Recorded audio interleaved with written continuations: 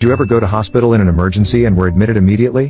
1. Yes, I was at home, coughed, and ended up in intense pain. I just thought it was another broken rib, as I regularly broke my ribs when I coughed, but then within about 10 minutes, I could not sit down and breathe, stand up and breathe or really do anything and breathe. So by now I was gasping. My son took one look at me, and drove me to the hospital ER. Whilst he was parking the car, usually we waited quite a few hours before the doctor saw anyone, so I sent him off to park the car thinking nothing was wrong. I staggered into the waiting room. The triage nurse took one look at me, ignored everyone else, grabbed a wheelchair, shoved me down, yelled out code blue at the top of her lungs and literally pushed people out of the way, all the time yelling, code blue. We entered the ER in a blur. The nurses were all running around. Some poor guy in a hospital bed was wheeled out and placed in a corridor. I kept apologizing to him. And suddenly I was surrounded by doctors, nurses, an ECG machine, and blood was taken, all within the time it took for my son to find a parking spot. By the time he returned to find me, I was already in a CT machine for numerous CT